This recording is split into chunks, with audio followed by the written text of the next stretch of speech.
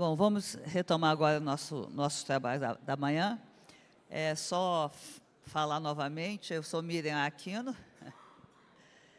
sou diretora do Telesíntese, nós somos um portal de notícias, estamos há 20 anos acompanhando o mercado, então é um prazer enorme poder estar aqui com vocês presencialmente. Eu fico em Brasília e a redação fica aqui em São Paulo, e nossa equipe está acompanhando, a gente está transmitindo pela internet também. Quem quiser fazer pergunta pela internet, a gente endereça. E falar de novo um pouquinho sobre a gente, né?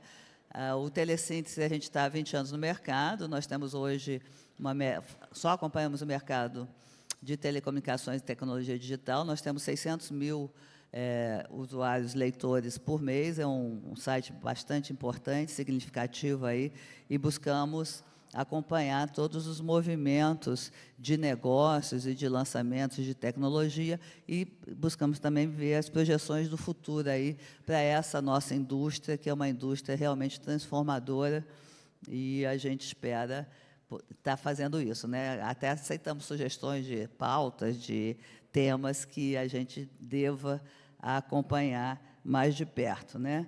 É um prazer enorme estar com vocês. O Inovatic, a ideia é a gente reunir os diferentes players do mercado de conectividade, além dos formuladores de políticas públicas estaduais, para a gente discutir as transformações da sociedade brasileira, né? Eu já vou citar aqui os nossos patrocinadores. O nosso modelo, a gente promove eventos para sustentar, patrocinar, manter a nossa equipe. Hoje nós somos 14 pessoas, onde somos uma pequena empresa, mas trabalhamos com muita galhardia aí, né, para acompanhar todos os movimentos que vocês fazem, né? Agradecemos a Claro, a Embratel, a Conectes, a TIM, a Giga Mais, o Sebrae e a FINEP pela realização desse evento aqui de hoje. E eu gostaria de falar também, nós ainda temos um evento esse ano, que é em novembro, vamos discutir internet das coisas e rede privativa, em São Paulo também. Não me lembro a data, acho que é 5 e 6 de novembro, ou 6 e 7, acho que é. E já estamos com o calendário de 2025, quem quiser conhecer, tem aqui no cantinho, a gente já pode oferecer para vocês também saberem o que a gente está pensando para o ano que vem. Então, já retomando, antes do almoço, eu sei que todo mundo já deve estar meio querendo, mas temos um debate importante, que é sobre a questão da cidade, da transformação das cidades brasileiras, né? Então, eu gostaria de convidar já aqui para o nosso painel o Lincoln Lopes. Ele é o diretor de Relações Institucionais da ABPrest. A ABPrest é uma associação importante do setor. Obrigada, Lincoln, muito obrigada pela sua presença. É o pessoal que cuida das redes, que puxa os fios e que faz muito mais aí para enfrentar esse Brasil continental que nós somos, né? Muito obrigada, Lincoln. É ele que vai conduzir os debates. E eu convido também o Alberto Alves Marques Filho, é secretário de Inovação e Desenvolvimento Econômico da Prefeitura de São José dos Campos. Muito obrigada, Alberto, pela sua presença. Temos também a Ana Lúcia Domichili, que é diretora de Vendas de Governo da Embratel. Por favor, Ana. O Elton Molina Sápia, que é o secretário municipal de Tecnologia da Informação de Presidente Prudente. Obrigada, Elton. O Marcelo Rezende, que é o diretor do Departamento de Modernização Administrativa da Prefeitura de Guarulhos, além do Paulo Humberto Gouveia, que volta aqui para conversar com a gente. Ele é o diretor de Soluções Corporativas da TIM Brasil. Temos também o Rogério Garchetti, desculpa, Rogério, que é o diretor de Marketing e Vendas B2B da Vero. A Vero vem mais capitalizada agora, né? Acabou de fechar aí uma nova operação, então está com muita fome aí para os investimentos. E temos também o Tiago Guimarães, que é o engenheiro sanitarista ambiental do Gabinete da Secretaria de Planejamento e Desenvolvimento Urbano da Prefeitura de Sorocaba. Muito obrigada para vocês e já, por favor, fiquem à vontade. Já passo os microfones, então, para o Lincoln, ele que vai conduzir os debates. Eu acho que tem algumas apresentações, então, quem quiser, se já puder chamar, a gente já fica assistindo. E é com vocês, então, eu volto aqui no finalzinho. Obrigada. Bom dia, um prazer estar com vocês, uma honra de estar na presença do dos representantes aqui para discutir um tema extremamente relevante, que é a transformação das cidades brasileiras por tecnologia. E o foco central aqui da nossa discussão é, tanto do ponto de vista das prefeituras municipais, como das operadoras de telecomunicações, como elas estão ajudando a transformar e trazer benefícios tanto às operações das próprias prefeituras, como do cidadão. Então, esse é o objetivo, isso nós vamos discutir. Inicialmente, até para contar um pouco da organização do painel, já que somos muitos, não?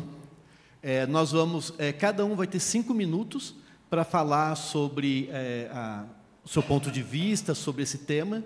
Alguns têm uma apresentação, então a produção vai colocar aqui para vocês a apresentação quando tiver correspondente.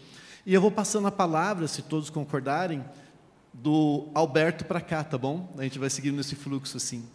O Paulo, eu sei que você tinha uma restrição da viagem, mas isso foi resolvido, né, Paulo? Então, estamos todos bem para o painel. Então, eu vou me apresentar inicialmente, e daí, quando eu passar a palavra a cada um, vocês tomem a liberdade, por favor, de se apresentarem. Creio que é melhor, e muito melhor, mais consistente do que eu fazer isso. Meu nome é Lincoln Lopes, eu sou da ABPrest. A ABPrest é uma associação de abrangência nacional, que representa, tem como filiadas empresas de engenharia de telecomunicações e da área de tecnologia da informação. É uma associação que tem quase 4 décadas de vida. Ela foi fundada em 1987, ainda antes da privatização do sistema Telebrás. Bom, dito isso, eu passo a palavra então ao Alberto, por favor. Bom dia, meu nome é Alberto Marques, eu sou um pouquinho peixe fora d'água, que eu não sou técnico da área de telecom, sou engenheiro naval, mas atuando há 8 anos como secretário de Inovação e Desenvolvimento Econômico lá em São José. Acho que vai ser interessante colocar uma visão de como que a tecnologia, né, da conectividade impactou diversos processos da cidade. A pedido do mediador, eu vou falar sobre 2 recortes, de mobilidade e de segurança pública. Oi, bom dia, já boa tarde, né, que passamos o meio-dia. Eu tenho uma apresentação, fazemos agora? Sim, por favor.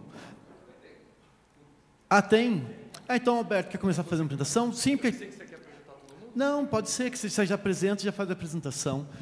Vocês poderiam colocar, então, por gentileza, a apresentação do Alberto? Imagina, de forma alguma. Obrigado. Bom, a ideia em 5 minutos é uma tarefa aqui agitada, mas eu vou tentar resumir um processo muito interessante que aconteceu no nosso município, que é um processo pioneiro no país, de certificação da cidade através do novo conjunto de normas ISO 37000, que propõe que a cidade seja certificada comparando-se com 276 indicadores, todos ligados às ODS. A primeira norma é sustentabilidade e qualidade de vida aos munícipes, a segunda norma, tecnologia, disponibilizada para diversos processos da gestão, impactando na vida, né, e na solução de problemas, e a terceira, processos de resiliência, que a cidade responda a situações de crise. Foram 1 ano e meio de trabalho, 65 pessoas diretamente ligadas à gestão pública, mais uma dúzia de pessoas das concessionárias. A gente levou aí 8 meses construindo a maior parte dos 276 indicadores. A foto ficou boa, a gente achava que ia ter consistência com o que propõe a norma, isso foi encaminhado para a BNT.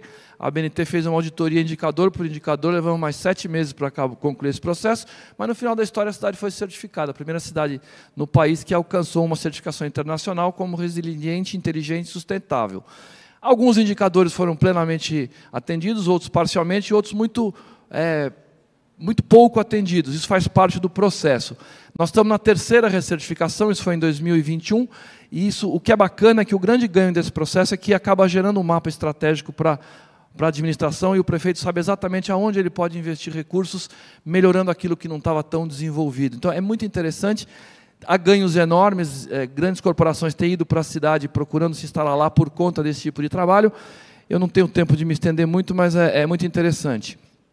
Com relação ao que o mediador me pediu, eu vou falar rapidamente sobre um impacto muito grande, onde o 5G tem papel fundamental. A gente acabou constituindo, né, acho que o Brachel vai falar um pouquinho, né, do nosso CSI, né, Essa é a infraestrutura envolvida no CSI, leitura de 3,5 milhões de placas, 1.200 câmeras espalhadas pela cidade. A grande diferença é que essas câmeras têm inteligência artificial na ponta. Então, elas reconhecem situações de comportamento estranho, alguém parado perto de um banco de forma recorrente, alguém que pula o muro de uma escola ao final de semana quando o perímetro está travado. Então, tudo isso pop-up lá nesse grande display, e a partir daí um processo manual, né, de disparo, de despacho de ocorrência acontece, e essa é a nossa grande alteração para o próximo ciclo do CSI, que o despacho não tem mais a mão humana, mas sim diretamente feito pela tecnologia, encaminhando, por exemplo, um vídeo do cara pulando a escola diretamente para a central, para a viatura da Guarda Civil, que vai tomar uma atitude sem delay. Então, isso só vai ser possível realmente com o 5G entrando. Hoje, os despachos são feitos pela mão humana. Isso vai transformar em tempo real a eficiência. Vocês vão ver alguns dos resultados obtidos nesses 6 anos e meio. Esse sistema foi instalado pela, então, Americanet, hoje Vero, do meu querido amigo aqui, um serviço incrível, com disponibilidade praticamente 24/7 nesse tempo todo, e alguns dos resultados que foram obtidos e que transformaram absurdamente o panorama da cidade. Saiu essa semana um ranking, São José é a segunda cidade mais segura do Brasil, acho que Uberlândia é a primeira, né? E nós estamos na região mais violenta do estado. E é uma ilha de prosperidade do ponto de vista de segurança pública. Muito se deve a esse sistema, inclusive justificando aí uma redução do prêmio dos seguros para todos os cidadãos. Então, quando você me pergunta qual é o impacto para a gestão pública e para o cidadão paga menos seguro hoje do seu carro, por causa das baixas taxas de sinistro, né? O Brasil tem uma média de 30% de solução dos casos de homicídio. A nossa está chegando em 90%. Né? Quase 2 anos sem nenhum tipo de latrocínio, 4 anos sem nenhum tipo de roubo a banco. Isso é a integração das forças da tecnologia produzindo esse tipo de resultado. Falando de mobilidade, o tempo é super curto, nós temos 400 cruzamentos na cidade e 300 deles já são operados pelo CSI. Os agentes têm tablets, mas a ideia é que, a partir, né, dos analytics, sem a interferência desses agentes de mobilidade, o próprio sistema, como um organismo vivo, vai olhando em tempo real aonde que o trânsito está apertando e tomando decisões de mudança de tempos semafóricos. Esse semáforo que apareceu na imagem anterior já é um semáforo inteligente que sincroniza pelo Google, pela posição dos celulares. Mas isso aqui vai ser mais bacana com base na imagem das câmeras e sem necessidade de nenhum laço no pavimento. Aqui é uma coisa que acontece regularmente, você pode identificar uma situação pontual e atualizar o sistema, né, com base nisso. E a cidade construiu um sistema robusto, isso aqui é o estratégico, né? São 5 verticais que vão estudar, do ponto de vista da mobilidade do cidadão, política pública, uma coisa muito próxima do metrô de São Paulo, e toda a construção de soluções tecnológicas para a gente encarar esse sistema da mobilidade de frente, dando ao usuário do sistema público de transporte uma informação em tempo real, isso só com 5G. A gente faz hoje com muito esforço na raça, mas com 5G isso vai ser o estado da arte. O edital deve ir em maio, né? A gente tem aí o atual operador, espero que alguns grupos daqui se interessem, porque é um contrato único no país. Muito obrigado.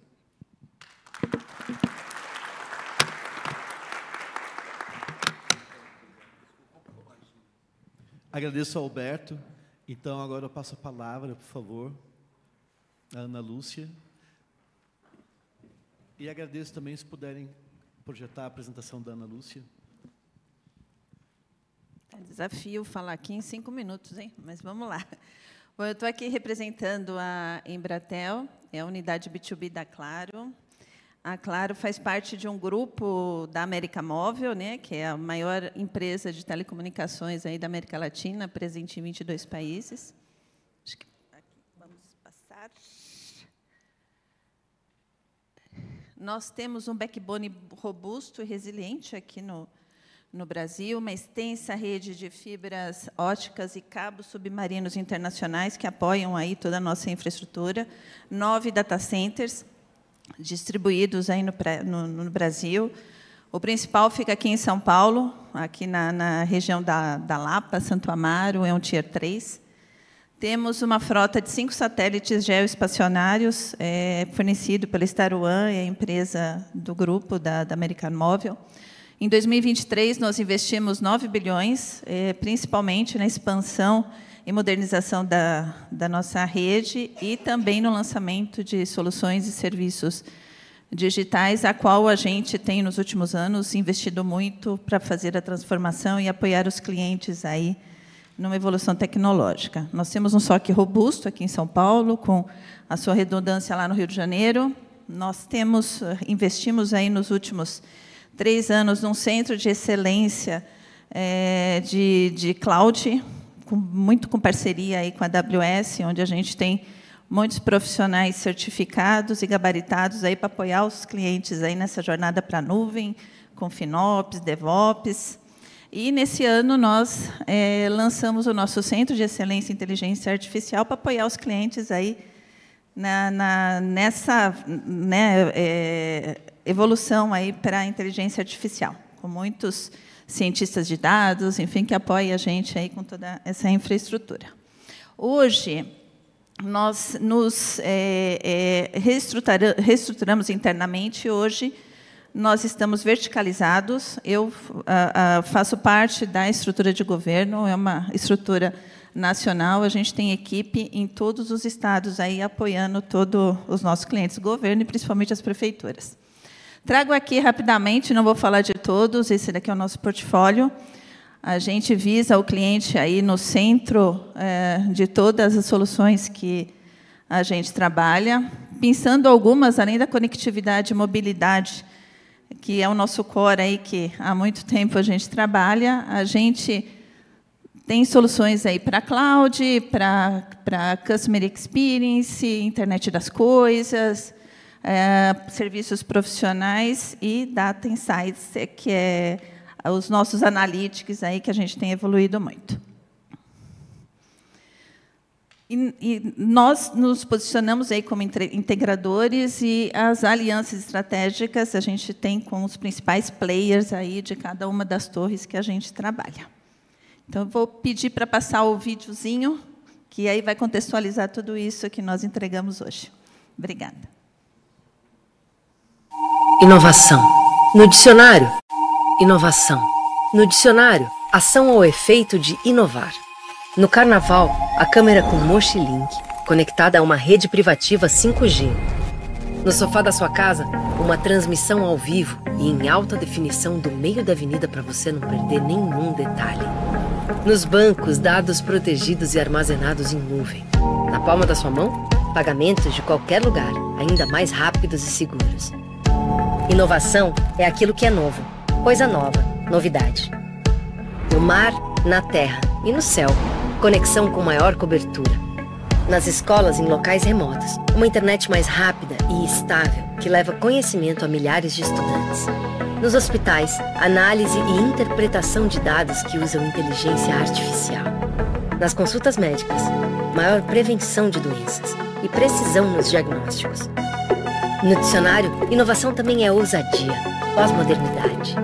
Mas aqui na Embratel, inovação é mais que tudo isso. É evoluir, se reinventar de acordo com cada necessidade. É impulsionar você para o próximo nível.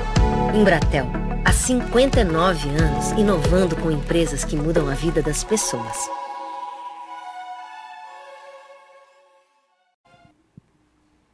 Ok, obrigada. Entregue antes do tempo.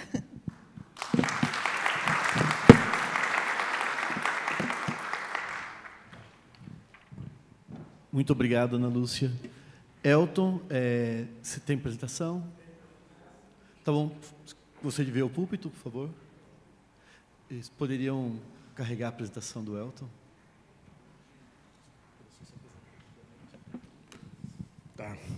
Bom, sou Elton, sou secretário de Tecnologia do município de Presidente Prudente e um grande entusiasta aí de tudo aquilo que pode melhorar a vida das pessoas, né?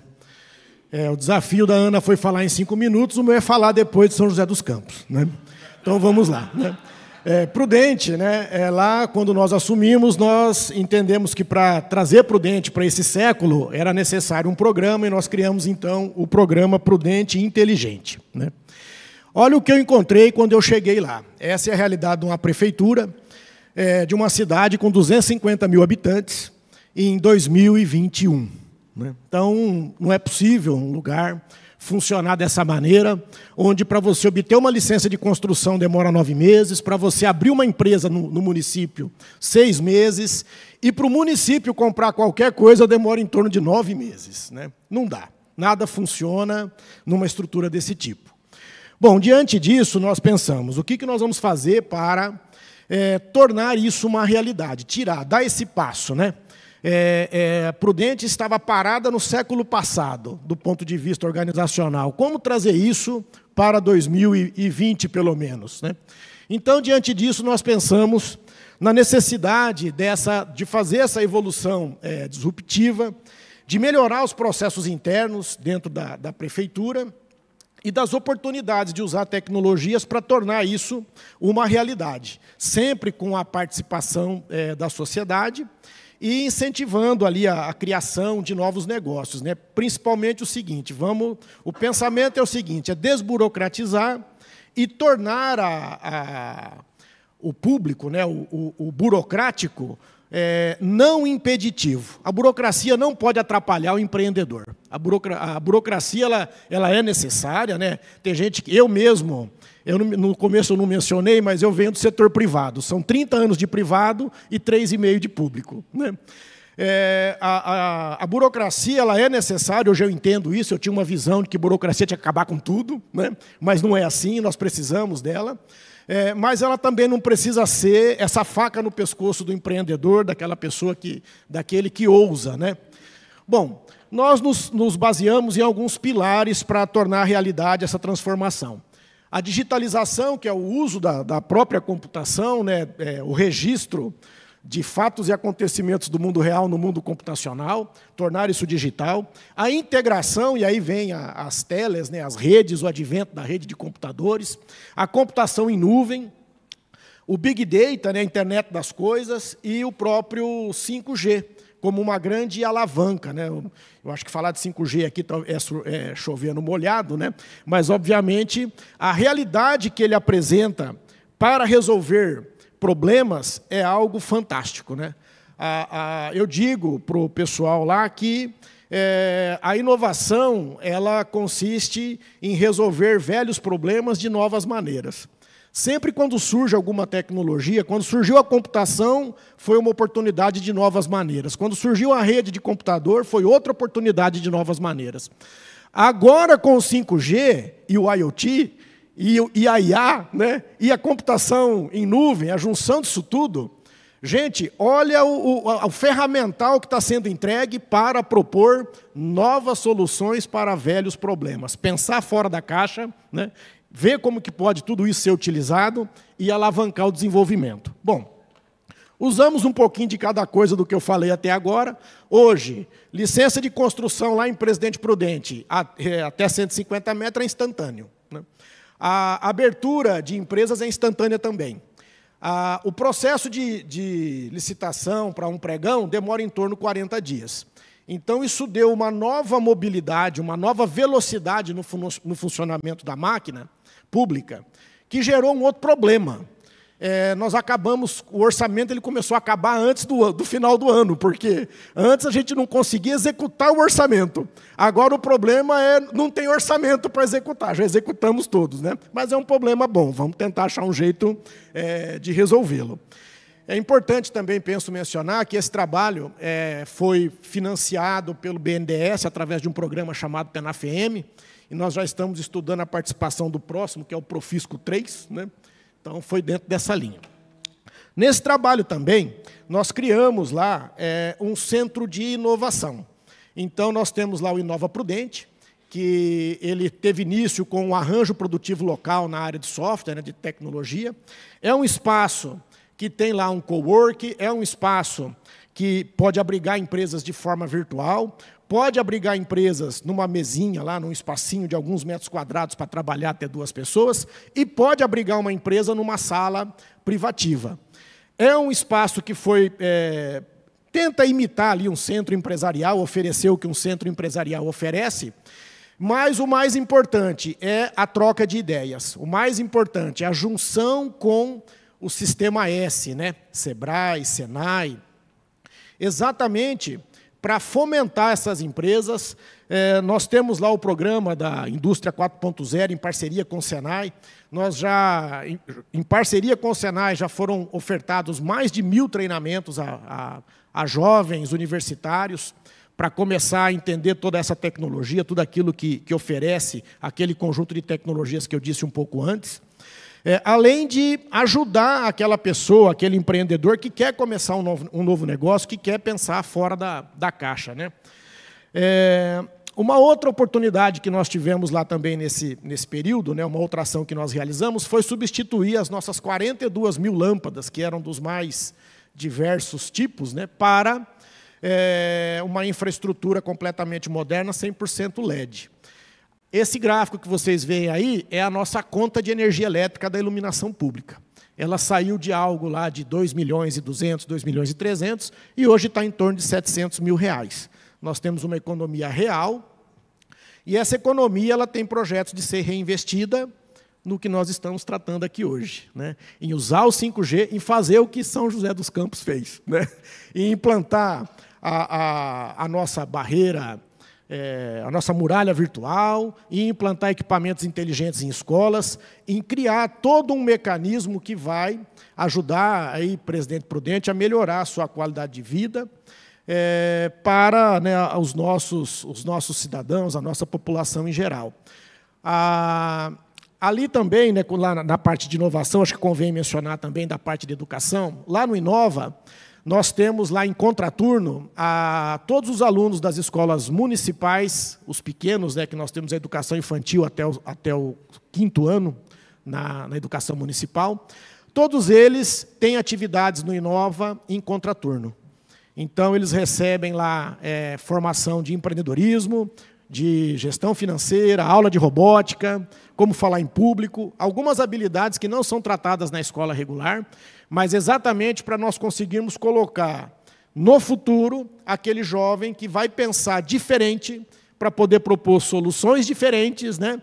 Novas soluções para os velhos problemas, utilizando as novas tecnologias. Tá?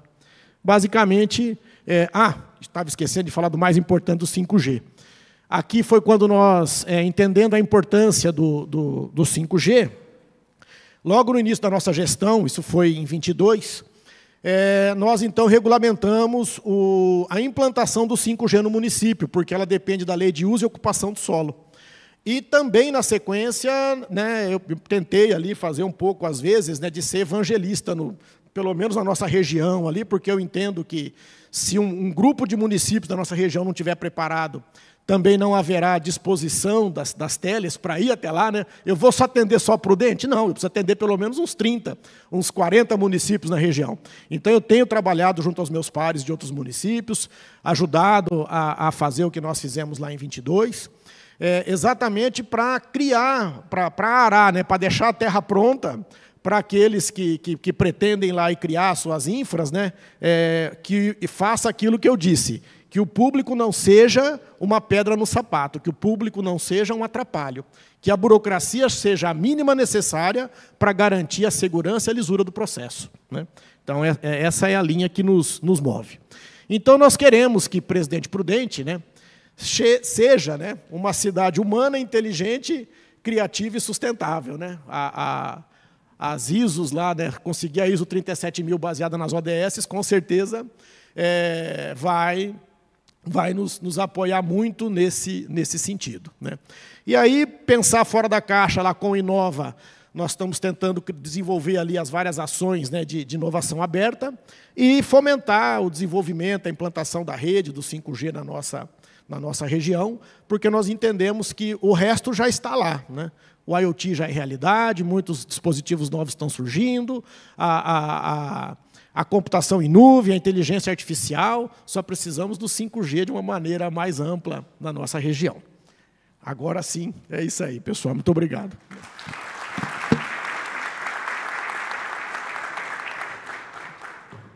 Muito obrigado, Elton. Agora teremos a palavra do Marcelo Rezende. Marcelo, você tem alguma... Não? Então, tá bem. Marcelo, o tempo é todo seu. Podemos se apresentar, então, por favor. Bom, Bom dia, porque a gente não almoçou ainda, né? Então, bom dia a todos.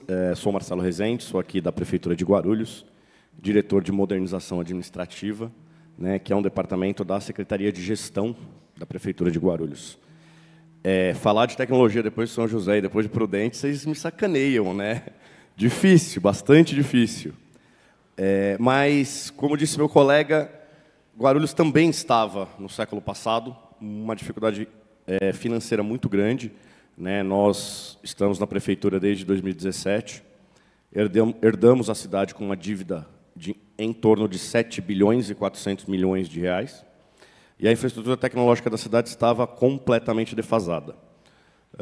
Nós conseguimos, também com recursos do PNAE-FM, que é um programa do BID, operado pelo Ministério da Fazenda, e nós também conseguimos recursos do PEMAT, que é um financiamento do BNDES para a modernização administrativa da Prefeitura. Tá? Isso a gente está falando da porta para dentro, né?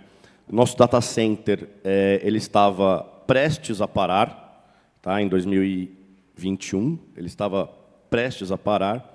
Nós conseguimos reformar todo o data center. Hoje o nosso data center é um dos mais modernos do país, inclusive com uma altíssima carga de segurança cibernética. Guarulhos sofre uma média de 5 mil ataques cibernéticos por dia, né? Então, a gente tem hoje firewall, uma série de dispositivos de segurança.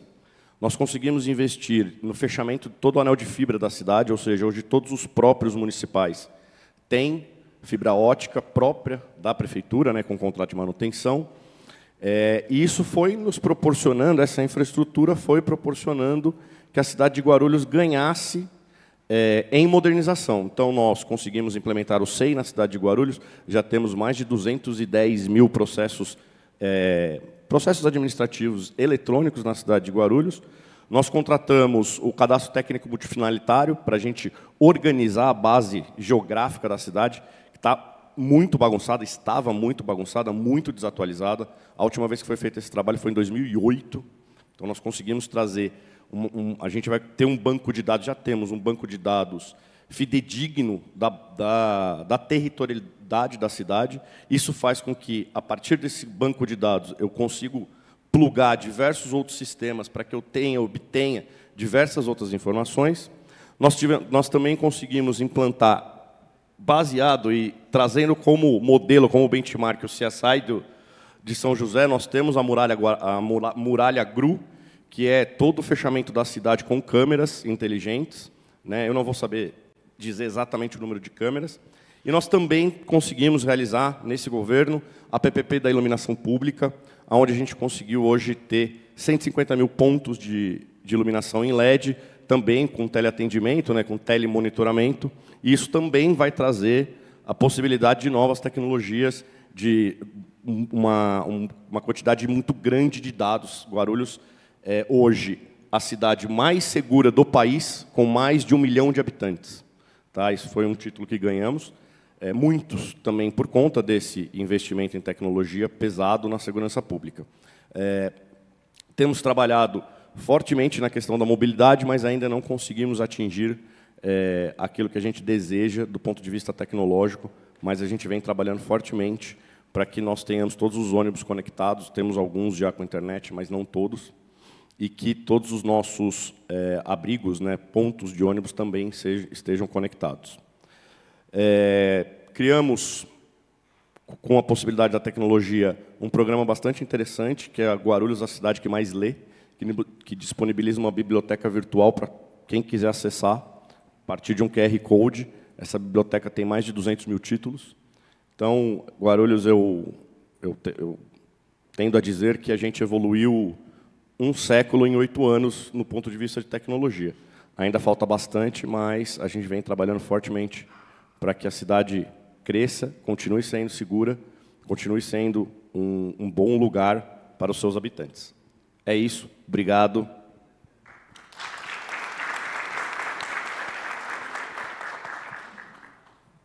Muito obrigado, Marcelo. Paulo, por gentileza, tem a palavra. Bom, gente, eu não tenho apresentação, porque eu já fiz. Mas eu vou falar um pouquinho aqui até do setor, porque a gente escutou muita coisa hoje de manhã, de acesso discado, servidor de acesso remoto. A TIM ela vem para o mercado há 25 anos, quando privatiza o sistema. O que eu estava analisando é exatamente isso, né? Se a gente olhar o setor de telecomunicações e pensar na tecnologias disruptivas que o Alberto comentou, e o Elton falou uma coisa bem interessante aqui, que é tecnologia para resolver velhos problemas. Então, só um retrospecto, em 1999, a gente pagava por uma chamada de longa distância 54 centavos de real na cotação 2:1 do dólar. Em janeiro teve aquele... o dólar subiu de 1 para 2, né? 54 representava o seguinte: a gente pagava R$ 1,50 a dinheiro de hoje, com impostos R$ 2,25 para fazer uma chamada de longa distância por minuto. E aí a gente falava que o setor de telecomunicações era muito caro, um dos mais caros do país, que a internet nossa era muito cara. Tecnologia, eu até pensei em rede RDSI, porque falaram, né, dados sobre voz, o mundo mudou completamente do tempo que a gente estudou. Mas, quando a gente fala tecnologias disruptivas, a gente vai chegar na disrupção, desmaterialização, desmonetização e democratização dos serviços. Isso aconteceu com telecomunicações. Hoje, 250 milhões de acessos móveis, se a gente olhar todo o setor, mas a gente tem um custo de receita média por usuário, eu estou falando do setor de móvel, de $6. O mundo tem de 36 a 38 dólares por usuário. O investimento nosso é o mesmo. A tecnologia 5G que a gente está falando, SA, é a mesma, porque ela vem de fora com o mesmo custo, não com o mesmo custo, porque a gente tem uma carga tributária que gera depois disparidades no mercado. De manhã a gente discutiu, tem o setor, as grandes operadoras pagam uma taxa, o simples paga outra taxa, e tem gente que não paga taxa nenhuma. Mas por quê? Porque existe um desequilíbrio que o mercado ele vai se equilibrar de qualquer forma. Então, assim, o setor veio crescendo. A TIM, hoje, ela é uma empresa que está ali na faixa dos 24 bilhões de faturamento, atuando no país inteiro. O setor móvel, hoje, ele é um setor racional, com 3 operadoras, então as operadoras muito mais focadas na qualidade do serviço do que na disputa de redução mais de preço. Eu brinco que eu não sei com que a gente vai ganhar dinheiro no futuro, porque se a gente continuar jogando o custo do serviço para baixo, a gente vai ter que arrumar um novo tipo de serviço. Mas entrando aqui no lado de cidades inteligentes, por que eu citei a disrupção e o que foi comentado pelo Elton aqui de velhos serviços é o seguinte: apesar de não executar isso agora, o que a gente aprendeu a fazer foi escutar mais do que falar. E o setor, quem trabalha com vendas, fala muito, escuta pouco. Então, para entrar em cada uma das verticais, e aí eu acho que o que a gente pode estar ajudando hoje nas cidades é entender exatamente esses problemas, que a gente sabe que o 5, ou o 4, ou a fibra ótica, ou o satélite vão resolver. Não existe bala de prata para resolver os problemas.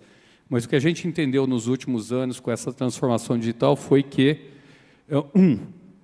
a gente tinha que se tornar parte de diferentes ecossistemas. O agro é diferente da cidade, que é diferente da logística, que é diferente da indústria.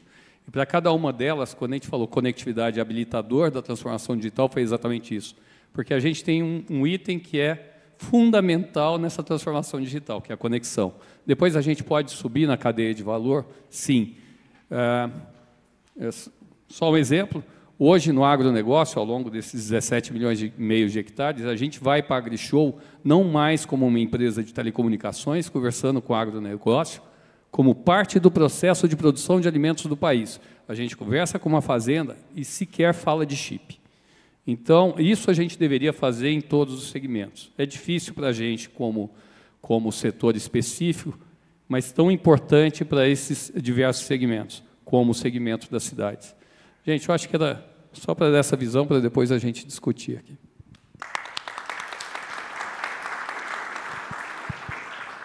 Paulo, muito obrigado, muito obrigado. Rogério, por gentileza. Tem uma apresentaçãozinha aqui rápida de 35 minutos, mas eu prefiro falar ela em 5 minutos. Não sei se é mais fácil falar, mais difícil falar antes do almoço ou depois do almoço, mas aqui eu acho que o almoço está tarde, vai ser difícil falar. Aqui é durante o almoço. Durante o almoço. Mas vamos lá. Está aqui, né? Puderem carregar a apresentação do Rogério, eu agradeço. Legal. Bom, não sei se todos conhecem a Vero, mas vale a pena sempre fazer um merchan aqui um pouquinho, né? A Vero é uma empresa que nasceu praticamente há 5 anos e pouco. A gente fez agora uma empresa que cresceu muito em Minas, região sul do país. a gente fez uma fusão com a Americanet, né, uma empresa que nasceu no B2B desde 96, cresceu bastante também no interior de São Paulo, e depois se expandiu para o Centro-Oeste, e também região de Goiás, Distrito Federal e Mato Grosso, e a gente fez essa fusão, criando aí uma empresa, a Nova Vero, que a gente sempre fala, aproximadamente aí quase 1.400.000 clientes. A gente está praticamente hoje aí com uma receita estimada em 1,6 bi. Temos aí o orgulho de ter o projeto Escola Conectada, já conectamos aí 184 escolas públicas, mais de 115 mil alunos, gratuitamente, a gente levando a nossa tecnologia e, obviamente, aí trabalhando com todo esse rol de clientes, tanto do B2C e B2B. B2B são aproximadamente quase 80 mil clientes que a gente tem. Bom, mas o que eu queria falar um pouquinho é desse grande desafio que nós enfrentamos, né, há alguns anos atrás, de falar de cidade inteligente. Falar de cidade inteligente parece que é simples, parece que é fácil. Eu acho que muitas pessoas e municípios confundem um pouco essas questões, mas a gente se baseou em 3 grandes pilares. Primeiro, a gente precisa de transformar em ambiente inteligente. Segundo, que parece fácil falar, muito difícil de fazer, customizar a solução de tecnologia para mudar a vida do cidadão, do munícipe. E mudar a vida do munícipe, ele tem que sentir isso, não adianta só falar e propagandear. E terceiro, a gente tem que fazer um projeto que, muitas vezes aqui, né, o Elton falou, né, Elton? Às vezes o orçamento não comporta tudo que a gente sonha, a gente tem que ser eficiente, a gente tem que fazer algo sustentável, tanto para a gente que está prestando o serviço, empresas, e também para o município, que tem ali a tua verba para fazer. E quando a gente fala de solução, de cidade inteligente, nós que vemos aqui, somos uma operadoras, né, que vem do DNA, né, do core business de telecom, muitas vezes, em muitos municípios, a gente, por exemplo, tem quase mais de 1.000 clientes de governo, a gente, basicamente, sempre vendeu conectividade. Um único produto que a gente sabe fazer muito bem, todos aqui, os colegas do mercado. Agora, quando a gente começa a falar de cidade inteligente, a gente começa a falar de uma complexidade gigante de produtos. A gente está falando aqui de mais de 12, e cada dia a gente está agregando mais valores e mais produtos dentro da solução. E a gente começa a falar de software, a gente começa a falar de integração de software, não é de um software, são de vários softwares. A gente começa a falar de reconhecimento facial, a gente começa a falar de IA, a gente começa a falar de CSI analítico. Né? E como o Alberto aqui, que é um grande parceiro nosso em São José dos Campos, né? A primeira cidade que a gente fez, a gente também tem a cidade de Pindamonhangaba, que é uma cidade também bastante, eu posso dizer, as maiores cidades hoje de trabalho que a gente faz, as mais inovadoras do Brasil. Quando a gente começa a falar disso aqui, a gente começa a falar de um outro nível de urgência. Porque na hora que uma câmera para em algum lugar, ela envolve tanto a parte de tráfego, tanto a parte de segurança. Né? E, muitas vezes, você tem que ter um SLA que você nunca teve na vida. E a gente começa a falar de dispositivos, de câmeras e inúmeros circuitos. Né? A gente pode falar, o Alberto até citou, né? Aqui, só em São José, a gente está falando de aproximadamente 1.200 câmeras que a gente tem. E alguns resultados importantes. Né? Você começa, parece que é simples, né? A gente sai de uma empresa telecom e começa a gerenciar a tela. Né, Alberto? Um dia eu cheguei lá em São José, tinha uma tela que estava queimada. E quanto tempo você tem para trocar a tela que está queimada? Né? Então, a gente começa a mudar. Aqui, alguns resultados, né? A gente sempre pega aqui alguns números, o Alberto já mostrou um pouco de São José, esses números aqui são mesclados, né, de algumas cidades. A gente consegue, em alguns aspectos, algumas coisas interessantes. Numa dessas cidades que a gente atua, foi preso procurado pela Interpol, pelo reconhecimento facial. Então, cuidado na hora que vocês forem para São José, foi em São José, né? Cuidado na hora que vocês forem para São José, se tiver feito alguma coisa errada, não vá para São José, não vá para Pindamonhangaba. Né? Carros, né, roubados, né, Alberto? A gente tem hoje um sistema que interliga junto às polícias rodoviárias federais, polícias estaduais, que um carro roubado em São Paulo, se ele trafega, talvez pela Dutra, passando pelas câmaras de São José, ele pode ser abordado rapidamente. A gente está trabalhando agora, né, coitado dos pintores, mas a gente está agora desenvolvendo um software junto com os nossos parceiros de pichador, ou seja, tem movimentos de tinta, porque o pintor também sofre, se estiver pintando o muro, talvez ele seja abordado, ele vai aparecer lá nas telas, mas a gente está desenvolvendo hoje identificação de pichação em muro pelos movimentos e pelos tipos de gestos. Então, é um desenvolvimento muito importante que a gente teve, que a gente faz, e eu não tenho dúvida nenhuma, assim, eu vou dar o exemplo de São José, aqui de Pindamonhangaba, o desenvolvimento que trouxe para nós, empresa, foi gigante. Isso é possível, isso só é possível hoje fazer a cidade inteligente. E, claro, a cidade inteligente, né, Alberto, cada vez mais ela é exigida para ser mais inteligente, né, ela não para.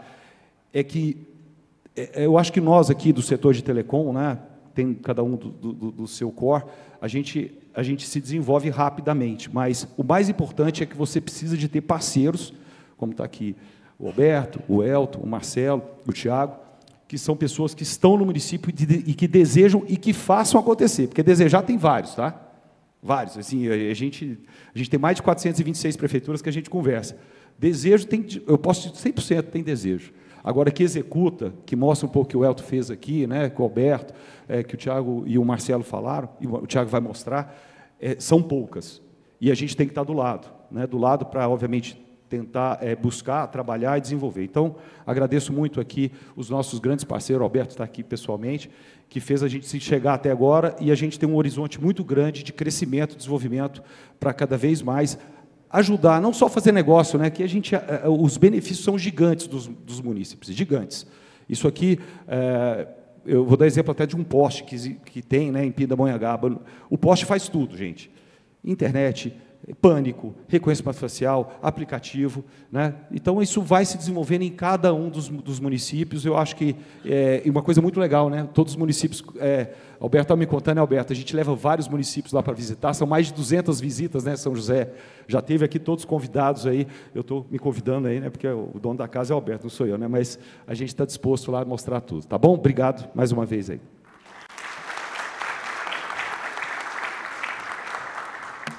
Tiago, não vai ser fácil para você, hein, Tiago? Agradeço muito ao Rogério pelas palavras. Bom, Tiago, você tem apresentação? Tem apresentação. Então, por gentileza. Agora ficou difícil, hein? Imagina. Ai, meu Deus. Bom, vamos lá. Bom, está aqui minha apresentação. Vou seguir aí um pouco, fazer uma primeira observação.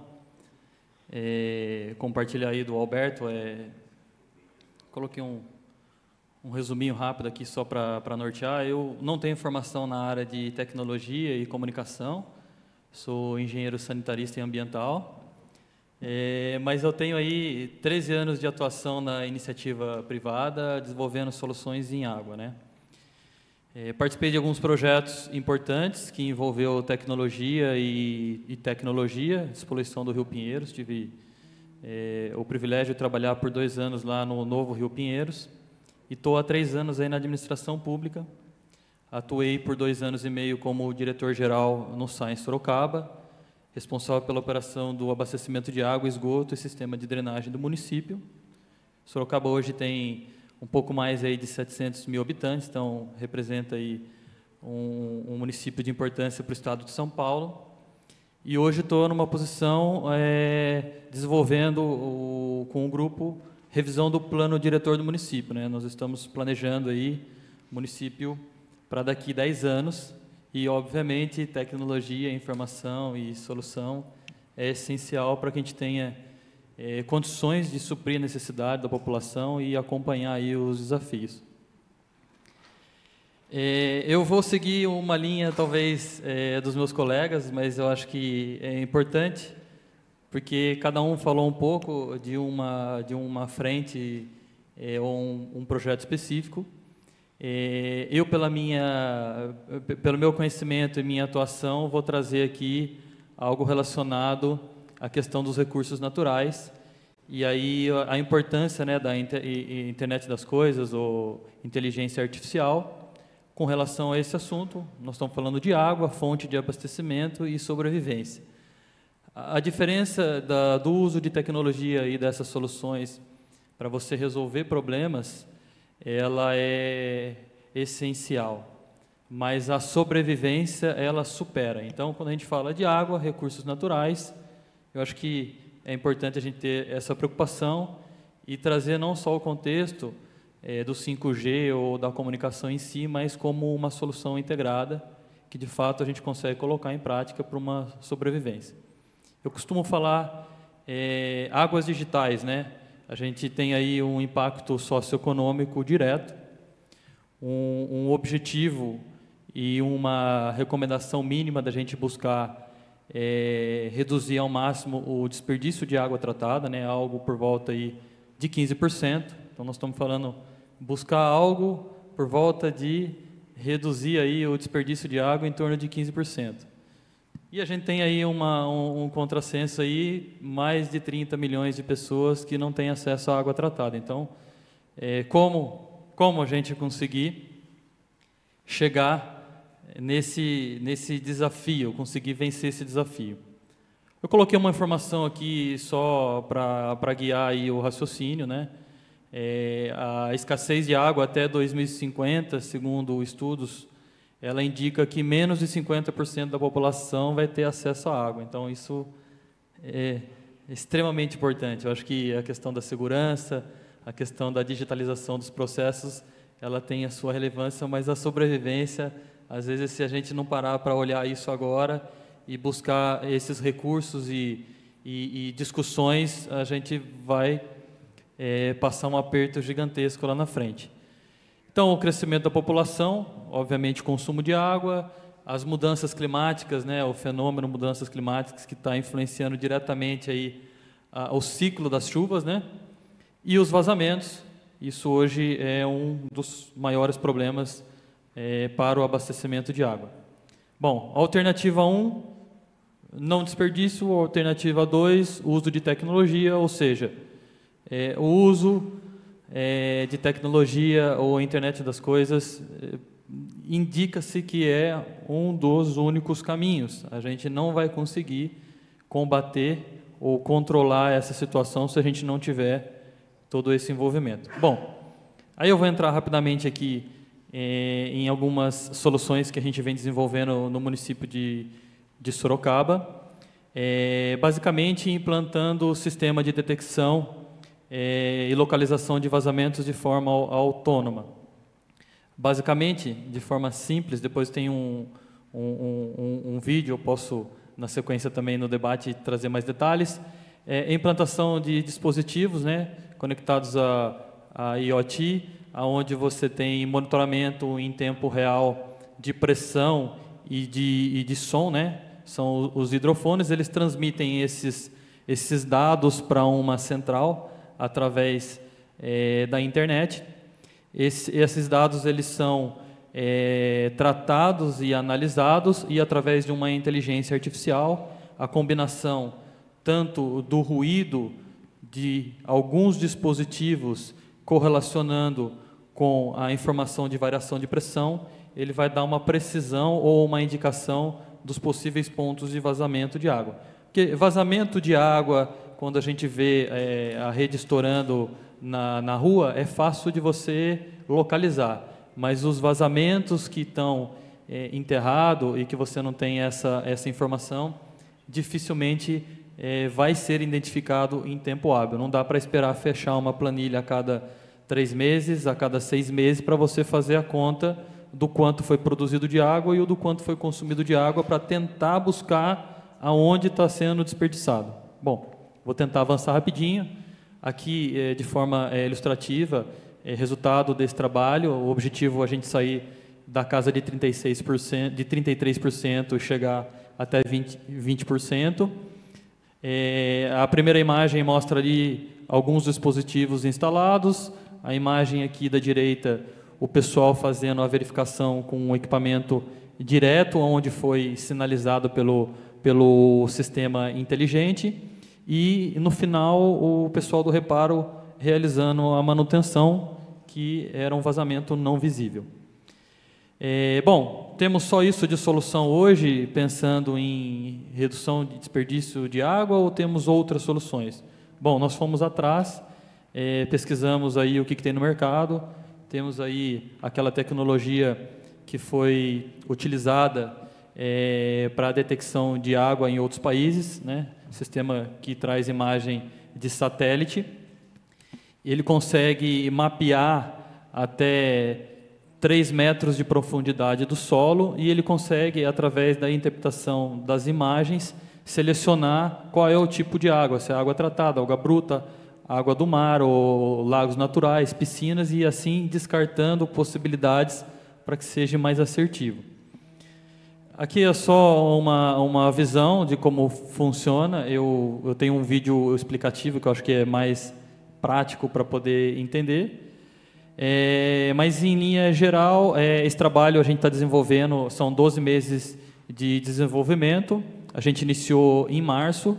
O grande ganho de uso de tecnologia, dessa tecnologia em si, é você ter o trabalho que você desenvolvia durante um ano, fazendo todo esse levantamento, essa varredura pelos métodos tradicionais, em até 30 dias. Então, você tem um ganho operacional, você tem um ganho, de fato, de redução de perdas e, de fato, mirando na sobrevivência.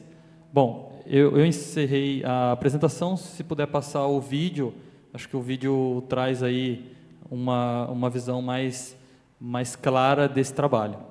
Obrigado.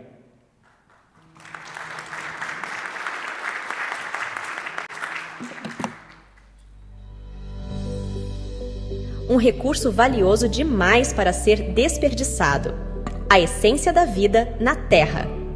Podemos ver o que ela faz sobre o solo, mas e abaixo da superfície? Sob nossas ruas e avenidas, abaixo da infraestrutura e perto dos alicerces, a umidade do solo pode criar potenciais situações que ninguém prevê. Mas isso só até agora. Neste mês de março, período de atividades alusivas ao Dia Mundial da Água e do Rio Sorocaba, a Prefeitura de Sorocaba, via Serviço Autônomo de Água e Esgoto, investe na contratação de uma tecnologia para identificar vazamentos subterrâneos, a partir de imagens de radar obtidas via satélite. Com essa tecnologia, o SAE Sorocaba consegue identificar pontos de possíveis vazamentos de água tratada na rede de distribuição, independentemente do tipo de material, diâmetro e pressão das tubulações, assim como das características e geometria do terreno. A solução é capaz de distinguir diferentes tipos de água no solo e detectar quais são resultantes de vazamentos. O satélite reconhece e remove todos os outros fenômenos hidrológicos, como lagos, piscinas, sistemas de drenagem, sistemas de abastecimento de água, sistemas de esgoto, entre outros. Detecta prováveis locais de solo saturado com água potável, com precisão até 3 metros abaixo da superfície, e reconhece vazamentos de até 1 litro por minuto. Em média, nas cidades brasileiras onde a tecnologia foi aplicada, foram detectados 23 pontos suspeitos de vazamentos, a cada 100 quilômetros avaliados. Na maioria dos casos, confirma-se que em cada ponto há, em média, de 2 a 3 vazamentos. Sendo assim, em Sorocaba serão monitorados aproximadamente 2.300 quilômetros de redes. A perspectiva de identificação de 500 a 600 pontos suspeitos, dos quais, em 97% deles, estima-se que sejam confirmados vazamentos. Ou seja, seriam detectados cerca de 1.500 vazamentos não visíveis. O conserto desses pontos deve gerar economia de 83 mil metros cúbicos de água tratada por mês, suficiente para abastecer 15 mil pessoas ou 6 mil residências. Ao longo de um ano, estes vazamentos não visíveis teriam desperdiçado aproximadamente 1 milhão de metros cúbicos. Considerando a tarifa média praticada pela autarquia de R$ 3,17 o metro cúbico, o montante não faturado seria de cerca de 3 milhões em 12 meses. A medida viabilizaria redução de 25 litros por segundo na quantidade de água captada nos mananciais. SAE Sorocaba, buscando tecnologia e inovação para a nossa cidade.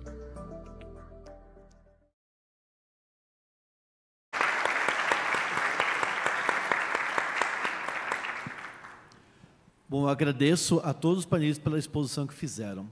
Como nós somos muitos, Eu não vou fazer perguntas individuais, que não faria muito sentido agora. Então, eu gostaria de fazer 2 perguntas transversais para todos, uma mais orientada à gestão pública e uma mais orientada à questão da tecnologia, da provimento, da provisão de tecnologia. E fiquem todos à vontade para falar e abordar sobre ela. Isso mais de forma desorganizada, podemos fazer aqui de uma forma mais organizada. Quem tiver um ponto a falar, fique super à vontade. O primeiro questionamento, que é mais orientado à gestão pública, temos um recorte muito especial aqui, com excelentes exemplos, que era o foco e o objetivo do painel, de transferir essa experiência para quem nos está assistindo. E como vocês enxergam, como gestores públicos, e também as empresas que provêm serviços e são parceiras dos gestores públicos nisso, a possibilidade de a gente transferir essas experiências para massificá-las?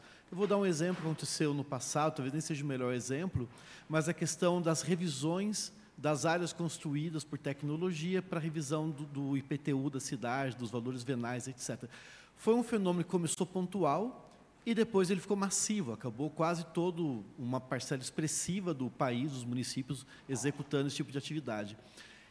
A gestão pública, ela tem um objetivo central de melhorar tanto sua capacidade de eficiência, eficácia no uso dos recursos, como muito bem explicitado, por exemplo, de Presidente Prudente, que está tão bom agora que o recurso acaba antes.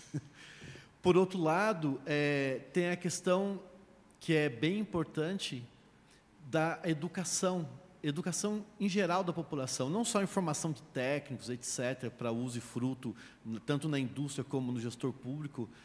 Vimos aqui o engenheiro sanitário, o engenheiro naval, ou seja, os expertises são distintos, ajudando na construção, mas na educação também do eleitor, que nós estamos agora em vias de uma eleição municipal.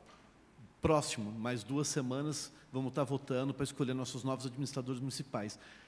Como educar a população para que essa eficiência, essa gestão, esse benefício social, que existe a percepção nas cidades que já tem isso implantado, não? Como é que isso possa ser também uma alavanca de decisão do eleitor em ter isso na pauta?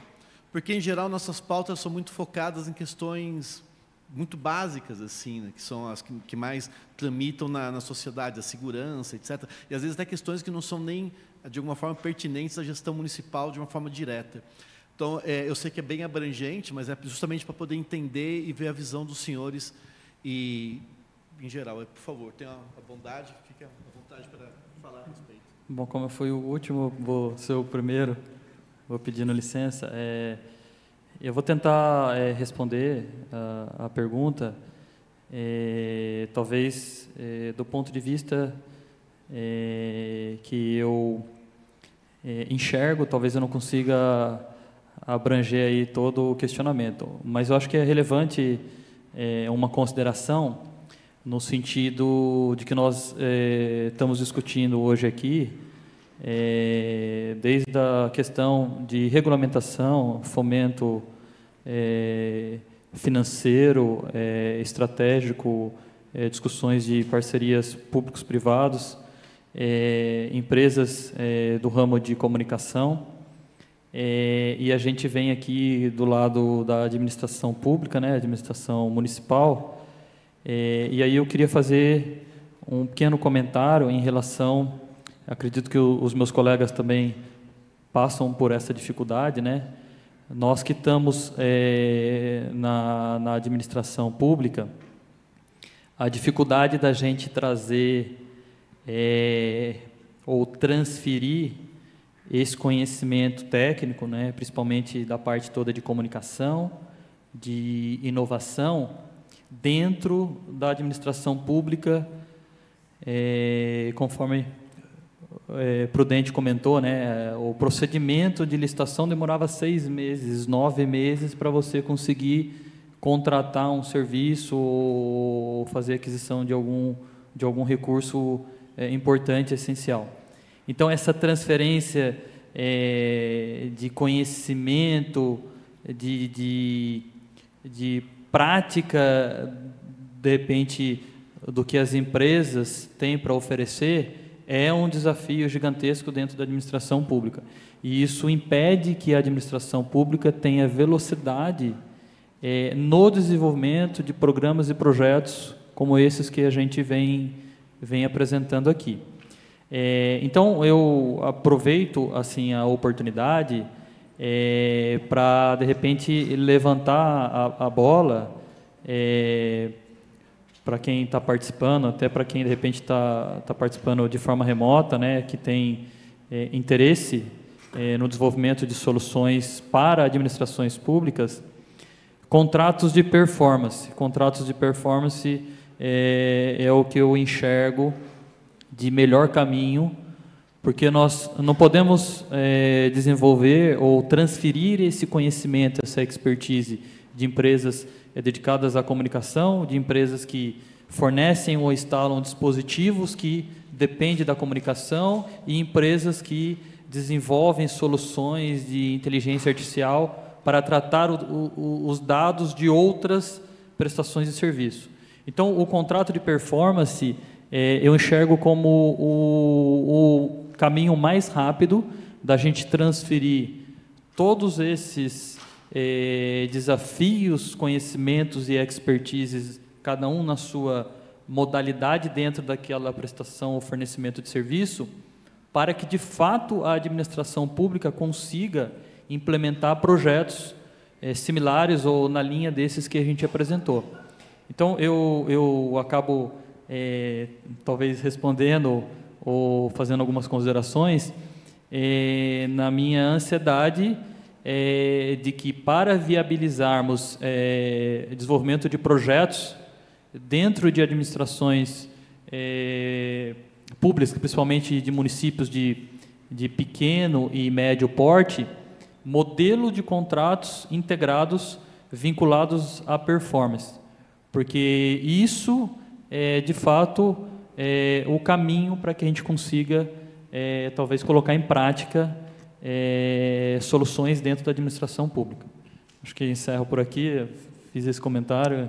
Obrigado, Elton, por gentileza. Obrigado, Thiago. Complementando um pouco aí na mesma linha, né? Como eu disse, eu vim do privado. Assim que eu assumi na prefeitura, com um mês de prefeitura, me ligou um auditor do Tribunal de Contas. Eu falei, nossa, em um mês eu já consegui? Mas, enfim, o auditor ele só queria me dizer o seguinte, eles fizeram um mapeamento, detectaram os novos gestores que nunca tinham tido experiência com o setor público, e eles queriam fazer um alerta para esses gestores. Ele me disse o seguinte, no setor privado, você pode fazer tudo que não é proibido. E no setor público, você só pode fazer exatamente o que é permitido. Faça isso, e essa vai ser a nossa última conversa. Eu falei, ok, né? Tomara que dê certo, né? Enfim, diante disso, nós começamos lá, então, um trabalho de revisitar toda a legislação do município. Plano diretor, né? O PGIR, que é da parte de saneamento e lixo, esse tipo de coisa, resíduos, né?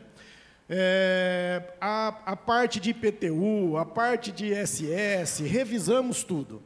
Ao longo desse período, nós, entre leis e decretos, foram mais de 40 minutas que foram, os decretos nós resolvemos pelo Executivo, e aquilo que não tinha espaço no Executivo teve que ser encaminhado ao Legislativo para poder passar pela Câmara.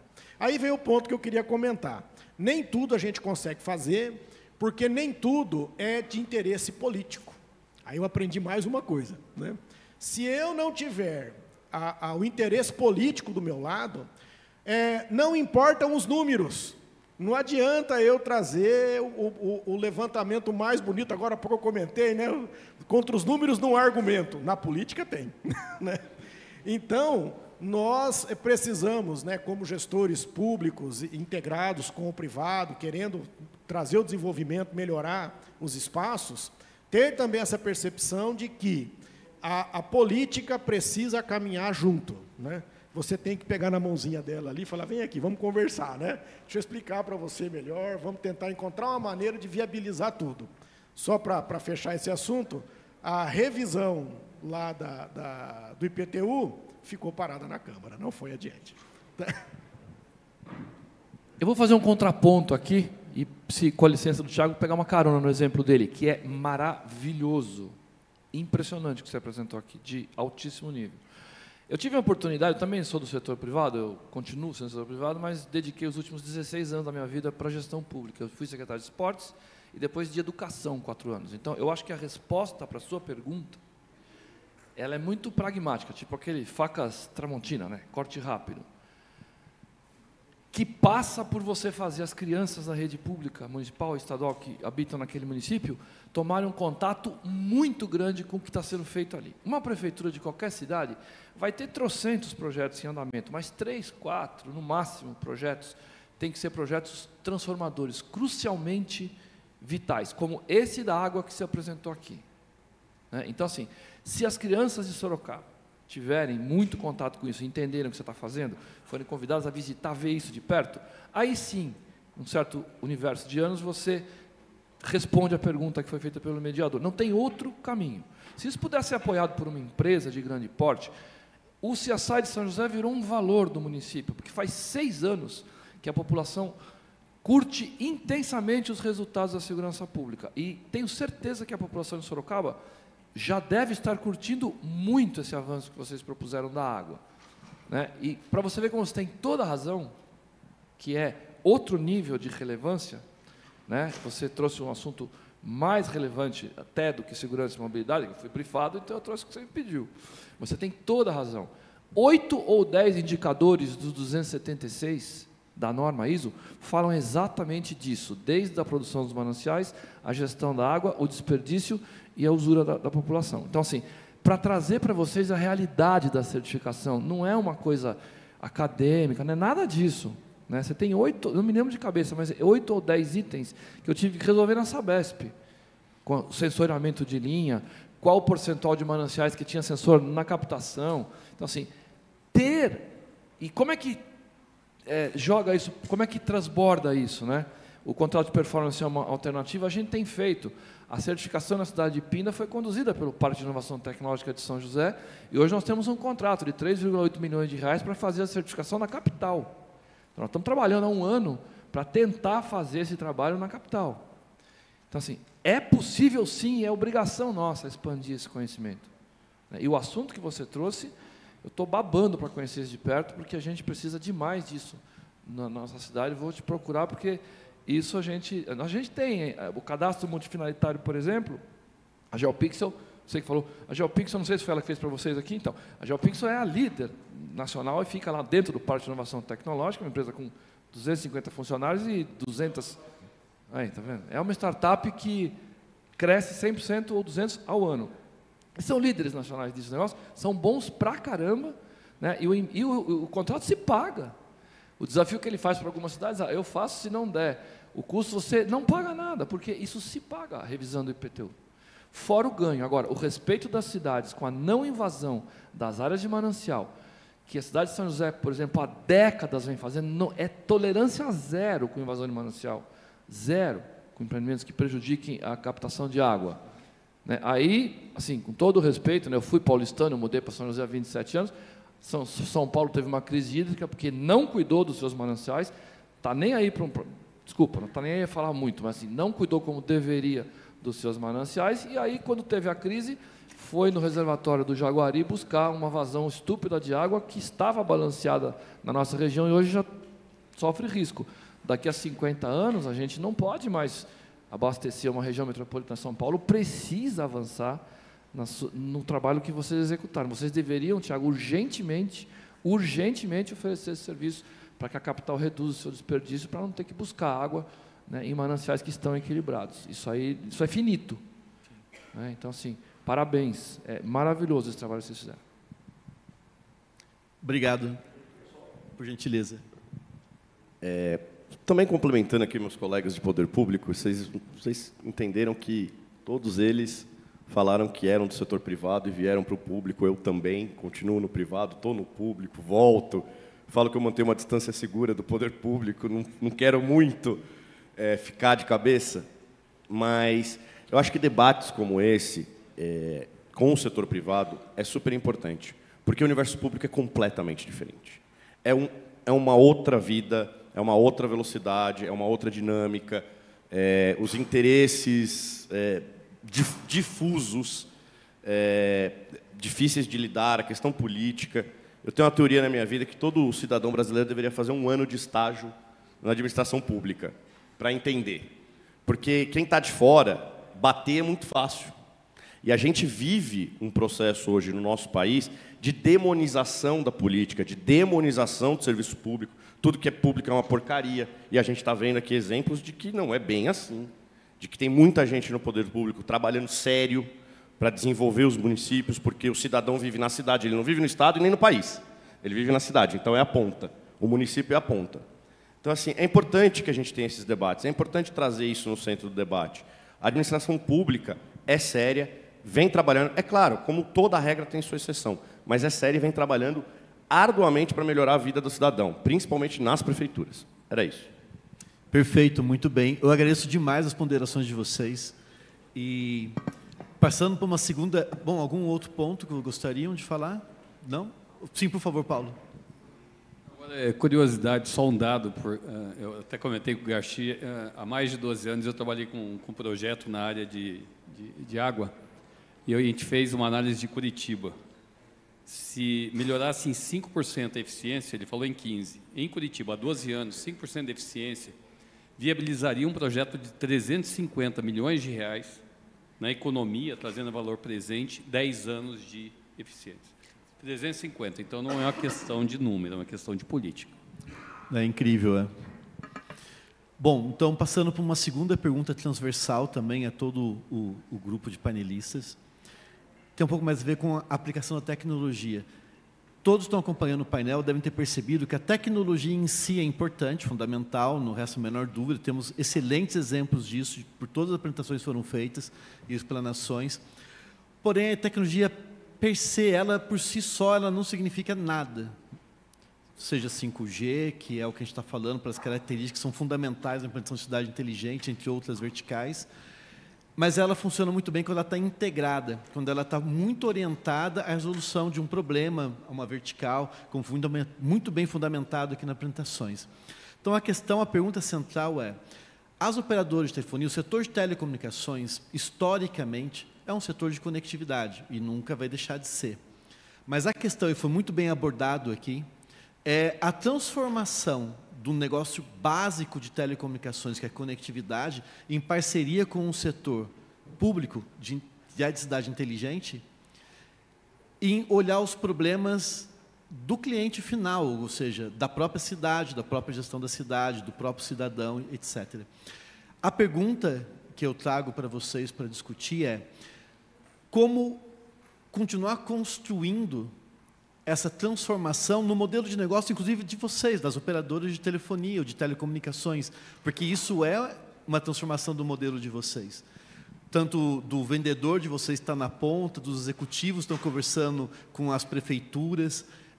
Então, ouvindo na perspectiva dos dois lados, como que do gestor público trazer essas demandas de forma organizada, como foi muito bem explanado em vários exemplos aqui ao longo da explanação dos senhores, e como para operadores de telecomunicações continuar pensando na transformação do modelo de negócio de vocês para não ser só conectividade, que aliás, e reforçando, que vai continuar sendo para sempre, mas agregando e está próximo dos problemas do cliente.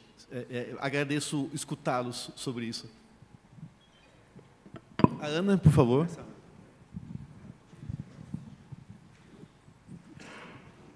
Bom, a gente entende que é necessário, acho que todas as telcos fizeram essa transformação, é necessário seguir o próximo nível e levar a tecnologia aí em todos os nossos clientes.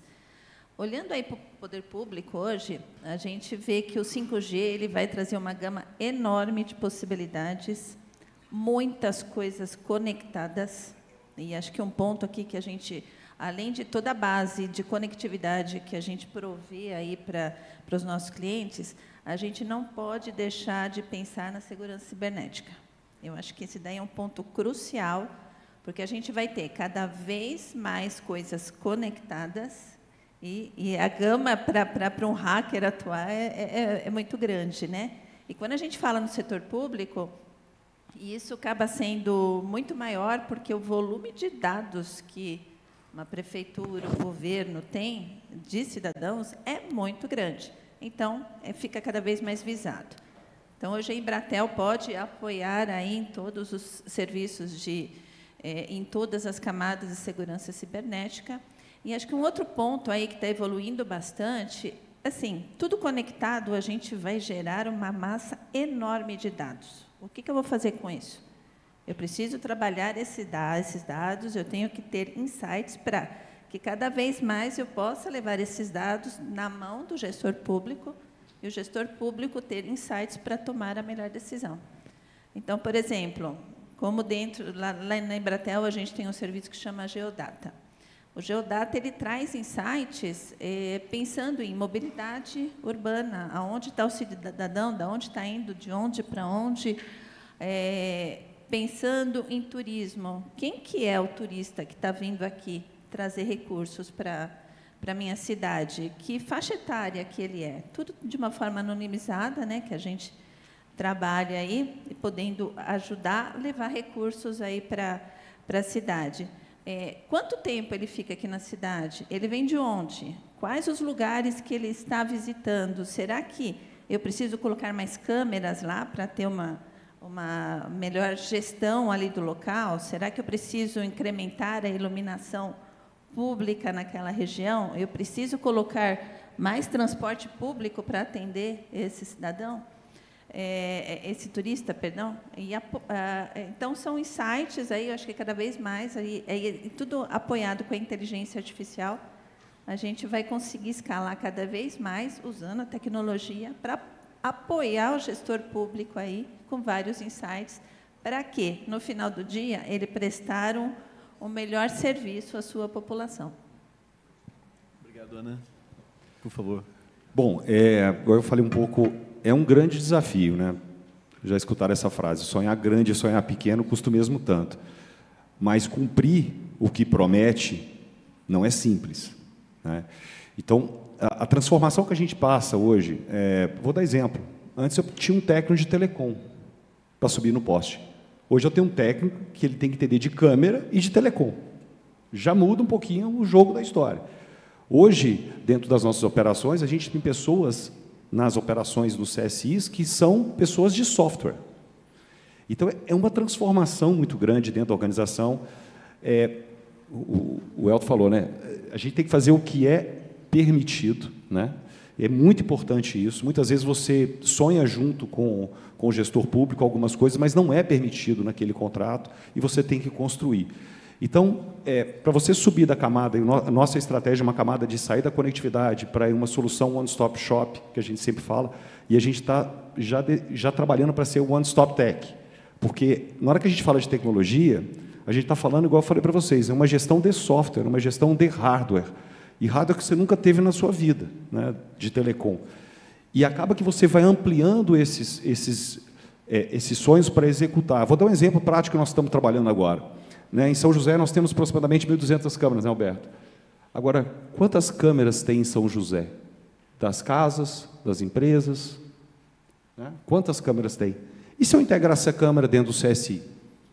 Então, é um sonho grande que nós já estamos trabalhando para propor isso futuramente, né? Se permitisse o contrato de São José, se permitir os outros contratos, ou propor isso, porque, na verdade, você falou um ponto, o cidadão munícipe, ele vive a operação. O Roberto acabou de falar, se uma câmera para em São José, em Pindamonhangaba, o munícipe liga para o ombudsman lá, a ouvidoria, e fala, a câmera está quebrada. Né? Muitas vezes, a gente vê, né, Alberto, mas assim, muitos fazem esse movimento, porque ele vive a tecnologia. Agora, imagina você tem uma casa, uma empresa, será que se eu conectar a minha câmera, que está aqui para a rua, lá no CSI, ele quer ou não? Claro que ele vai querer. Agora, a gente tem que propor isso, tem que preparar isso para cumprir um tipo de contrato desse quando a gente for propor. Então, é um grande desafio essa transformação, não é fácil. A gente apanha todo dia, porque todo dia, igual eu brinquei aqui, falei, a cidade hoje é inteligente, ela vai ficar mais inteligente, né, Alberto? Todo dia é um desafio novo. Então, todo dia, a gente tem que buscar e tentar transformar. E, cada vez mais, o munícipe, ele vive isso.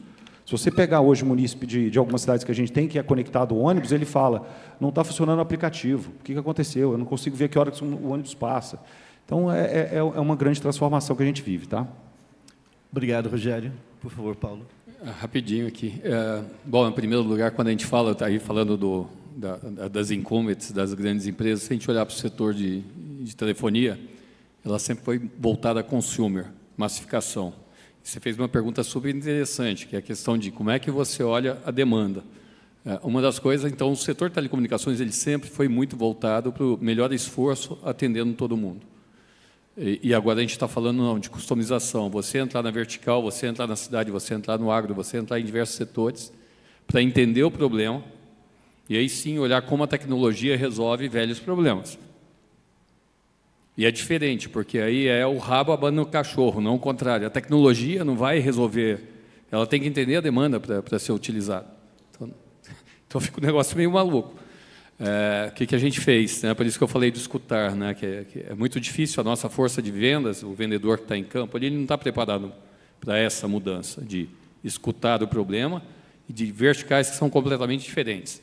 Eu tenho hoje 3 engenheiros agrônomos que trabalham na TIM, que não precisam saber nada de telecomunicações. A única coisa que ele precisa fazer é traduzir o que o agro fala com a gente. Porque ele vai traduzir a demanda para que a gente olhe para a tecnologia e proponha uma solução viável. Porque senão a gente vai vir com um portfólio e falar, olha, eu tenho isso aqui, aí o outro lado não sabe. Água, né? Eu discutindo um projeto de medição de água, o pessoal veio, quem mede água fala, eu pago R$1 por mês de medição. E você vai em engenharia de telecomunicações, não, custa tantos reais o megabyte. Ninguém quer megabyte. O problema é a medição. Então, às vezes a gente não consegue falar a linguagem da vertical. Então, acho que o que a gente tem que fazer exatamente, quando eu falei o escutar, a gente precisa entender e falar o mesmo idioma da demanda do município. Obrigado. E, você desculpa, Lincoln, mas eu já vou interrompendo aqui, que há um idioma comum que é um pouco o almoço. E nós ainda temos 2 eventos agora à tarde, então eu peço milhões de desculpas para você, mas a gente vai fazer... Eu não vou nem deixar todo mundo se despedir, porque senão eu já agradeço muito, acho que foi muito uma pena que acabou ficando um pouco apertado o tempo, mas eu acho que já deu para dar uma visão muito bacana aqui do que as prefeituras estão fazendo e dos desafios das operadoras e das soluções que elas estão propondo, porque realmente está todo mundo se reaprendendo aí nesse novo cenário e certamente no ano que vem teremos muito mais novidades novamente para esse debate. Gente, muito obrigada, eu agradeço vocês e a gente volta às 15 horas, todo mundo engole e volta. Obrigada.